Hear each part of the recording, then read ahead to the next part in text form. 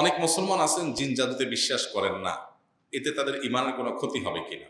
খুবই দরকারি একটা প্রশ্ন। অনেক মুসলমান আছেন, পাঁচ ওয়াক্ত নামাজ পড়েন, কিন্তু তিনি প্রকাশ্যে বলেন যে আমি এসব জিন জাদুতে বিশ্বাস করি না। এই যে জিন বা জাদুর অস্তিত্ব আছে, এটা যদি কেউ বিশ্বাস না করে তাহলে সে মুসলমানই থাকবে না, ইমান থেকে খারিজ হয়ে যাবে। খুব ভয়ঙ্কর একটা ব্যাপার। এখানে দুইটা বিষয় আছে। একটা হলো যে জিন জাদুর অস্তিত্বকেই অস্বীকার করা, এটা একটা জিনিস। আরেকটা জিনিস হলো জিন জাদুর অস্তিত্বকে অস্বীকার করেন না, তিনি পার্টিকুলার কোনো কেসকে অস্বীকার করেন। ধরুন একজন লোক অসুস্থ হয়েছে, তিনি বলতেছেন এটা জিনের রোগী না, এটা জাদুগ্রস্ত না, এটা ফিজিক্যাল অসুস্থ না, যেটা মেডিকেল ট্রিটমেন্টের মাধ্যমে সুস্থ হতে পারে। এরকম বিশ্বাস করলে সেটা ইমানের জন্য ক্ষতিকর হবে না।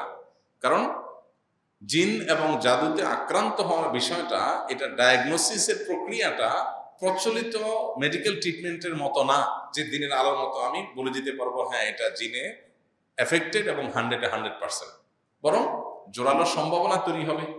বিভিন্ন আলামত দেখে প্রমাণ হবে যে হ্যাঁ এই লোকটা জিনের দ্বারা এফেক্টেড হয়েছে বা ব্ল্যাক ম্যাজিক দ্বারা এফেক্টেড হয়েছে, এটা আলামত দেখে বলা যাবে। কিন্তু নিশ্চিত যেহেতু করা যাবে না, অতএব যে কোনো মুসলমান অস্বীকার করতে পারেন। এই অস্বীকার করলে ইমানের ক্ষতি হবে না। পার্টিকুলার কেস, নির্দিষ্ট কোনো ইস্যুতে বললো যে এই লোক জিনের রোগী, আমি বিশ্বাস করি না, আমার মনে হয় না জিনের রোগী, আমার মনে হয় না এটা ব্ল্যাক ম্যাজিক কেউ করেছে, এটুকু ঠিক আছে। না, পৃথিবীতে ব্ল্যাক ম্যাজিক বলতে কিচ্ছু নেই, পুরো জিনিসটা কুসংস্কার। জিনের এফেক্টেড হওয়া বলতে কিচ্ছু নাই, এটা আমি বিশ্বাস করি না, তাহলে তার ইমান থাকবে না। কারণ কোরআনে কারীমে আল্লাহ রাব্বুল আলামিন পরিষ্কারভাবে মানুষকে জিন দ্বারা এফেক্টেড হয় মানুষ, জিন মানুষের উপরে প্রভাব বিস্তার করে, এটা পরিষ্কারভাবে কোরআনে কারীমে আল্লাহ তাআলা আলোচনা করেছেন। এবং সেহের সম্পর্কে আল্লাহ তাআলা বলেছেন যে বাবেল শহরে আল্লাহ তাআলা দুজন ফেরেশতাকে পাঠিয়েছেন সেহের বা জাদুর বাস্তবতা দেখাবার জন্য, পরিষ্কারভাবে কোরআনে বলা আছে। এবং এরকম পরিষ্কারভাবে স্পষ্টভাবে জিন এবং ব্ল্যাক ম্যাজিকের অস্তিত্ব কোরআনে উল্লেখ করার পর যদি কেউ অস্বীকার করে, বিশেষ করে লজিক পাগল দুনিয়া, তথাকথিত লজিক পাগল এই পৃথিবী, দেখা যায় যে যেটাই তার বুঝে আসে না সেটাকে অস্বীকার করে বসে। এটা হলো সবচেয়ে অযৌক্তিক অবস্থান। যিনি যৌক্তিকতা বলে সারাক্ষণ মুখে জিগির তুলছেন, তার অবস্থানটাই সবচেয়ে অযৌক্তিক। কারণ পৃথিবীর সব কিছু আমার বুঝে আসবে, এটা মোটেও স্বাভাবিক না। আল্লাহ রাব্বুল আলামিন মহান সৃষ্টিকর্তা, তার অনেক সৃষ্টির রহস্য উদ্ঘাটন করতে মানুষের হাজার হাজার বছর লেগেছে। এখন যেগুলো উদ্ঘাটন করতে পেরেছে সেগুলো তো ভালো, যেগুলো উদ্ঘাটন করতে পারে না সেগুলো পরে করবে। দেখুন, বান্দার সমস্ত আমল নামাকে আল্লাহ তাআলা কিয়ামতের ময়দানে হাজির করবেন। এটা ১৫০০ বছর আগে যখন কোরআনের আয়াত নাজিল হয়েছে এই বিষয়ে, তখন মানুষের জন্য বোঝা কঠিন ছিল। এখন ভিডিও ধারণ করে রাখা, অডিও রেকর্ড করে রাখা, এই টেকনোলজি যখন পৃথিবীতে আসছে, এখন বোঝা যাচ্ছে এটা কোনো ইস্যুই না আল্লাহর জন্য কিয়ামতের ময়দানে মানুষের সব কর্মকাণ্ডের উপস্থাপন করা। এটা কি সহজ না কঠিন? আজকের টেকনোলজি দেখে বোঝা যায় এটা সহজ, কিন্তু এটা যখন আল্লাহ নাজিল করেছেন তখনকার পৃথিবীর মানুষের জন্য বোঝা কি সহজ ছিল না কঠিন ছিল? কোনোভাবেই যৌক্তিক মনে হচ্ছে না। কিভাবে আল্লাহ তাআলা বান্দার আমল আবার হাজির করবে? আল্লাহ বলেছেন যে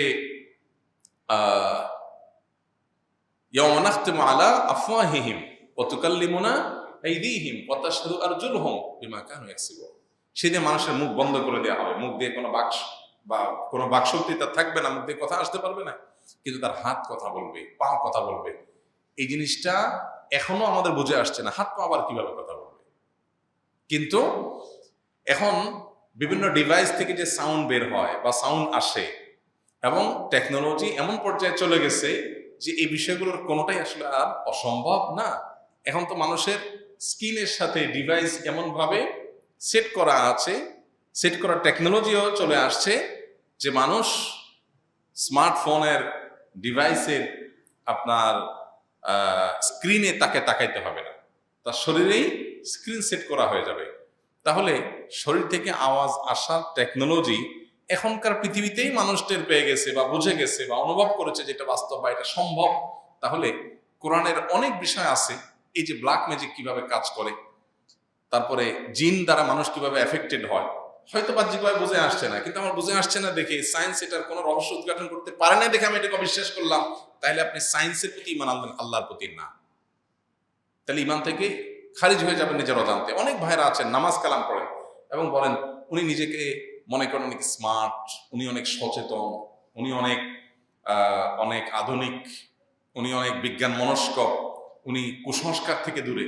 ঠিক আছে, কুসংস্কার থেকে অবশ্যই দূরে থাকতে হবে, ইসলাম আমাদেরকে কুসংস্কার ধারে কাছেও যেতে বলে না, কিন্তু যেটা কোরআন এবং হাদিস বলেছে সেটা পৃথিবীর সবচেয়ে বড় সত্য। এর চেয়ে বড় সত্য পৃথিবীতে আর হতে পারে না। কিয়ামত যত নিকটবর্তী হবে এই সত্যের উপরে প্রলেপ পড়ে যাবে, ধোঁয়াশার মধ্যে পড়ে যাবে। এটাকে ফিতনা বলা হয়। এই সত্যটা সত্য, এটা উদ্ঘাটন করতে কষ্ট হবে। এই জন্য এই ফিতনা থেকে বাঁচার উপায় হলো আমান্না সাল্লাম না, কোরআন হাদিসে এসছে আমি বিশ্বাস করেছি, ব্যাস, আর কোনো কথা নেই।